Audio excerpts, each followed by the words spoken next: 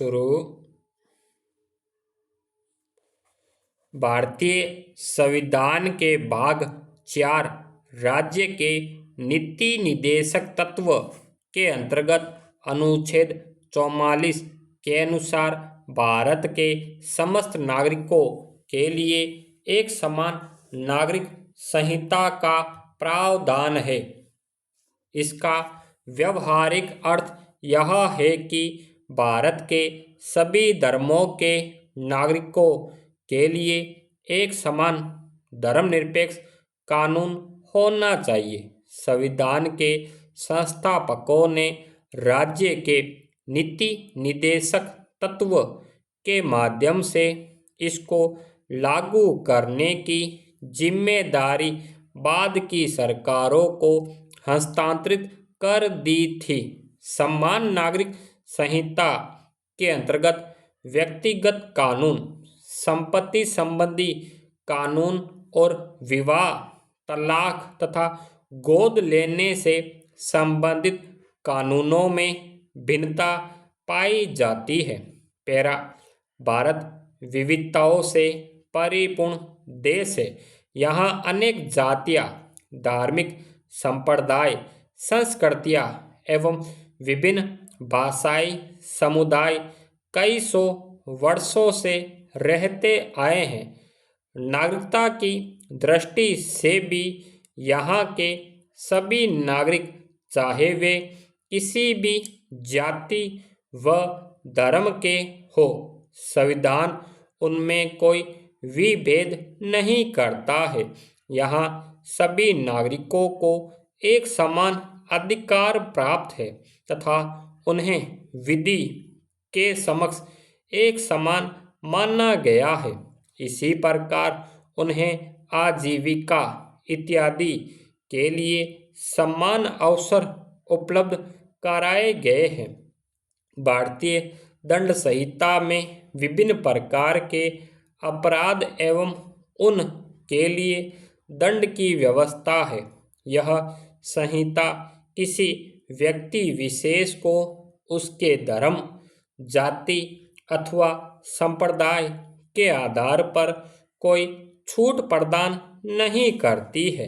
Para, विविधता में एकता के अनेक उदाहरणों के बावजूद अब भी हमारे देश में विभिन्न जातियों, धर्मों एवं संप्रदायों के लोग संपत्ति के स्वामित्व, उत्तराधिकार, नाबालिगों के संरक्षक तत्व, बच्चों को गोद लेने, विवाह, तलाक आदि अनेक सामाजिक मामलों में अपने विशिष्ट कानूनों एवं परंपराओं को ही मानते आ रहे हैं।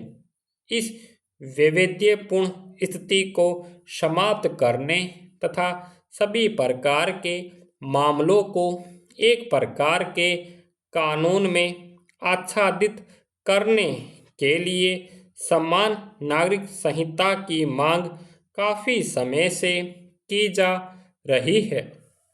सितंबर 2019 में कहा गया कि सरकार समान नागरिक संहिता लागू करने में असफल रही है। सर्वोच्च न्यायालय का यह कथन समान नागरिक संहिता की आवश्यकता को अभिव्यक्त करता है।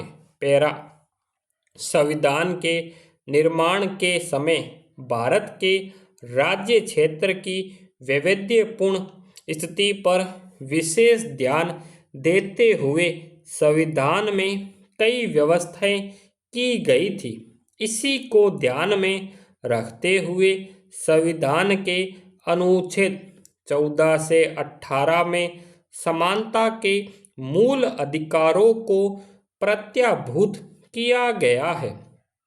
इन अनुच्छेदों में यह भावना निहित है कि राज्य किसी व्यक्ति के साथ धर्म, मूल वंश, लिंग, जाति तथा निवास के आधार पर कोई विभेद नहीं करेगा।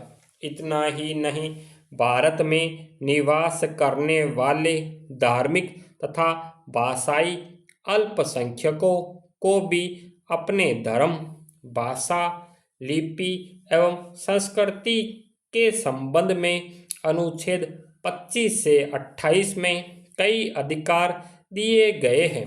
संविधान में समानता तथा धार्मिक एवं भाषाई स्वतंत्रता के अधिकार प्रत्याभूत करने के बावजूद यह अनुभव किया गया था कि भारत के राज्य क्षेत्र के निवासियों के लिए एक समान कानून हो तो यह भारत की एकता एवं अखंडता के लिए और भी उत्तम होगा।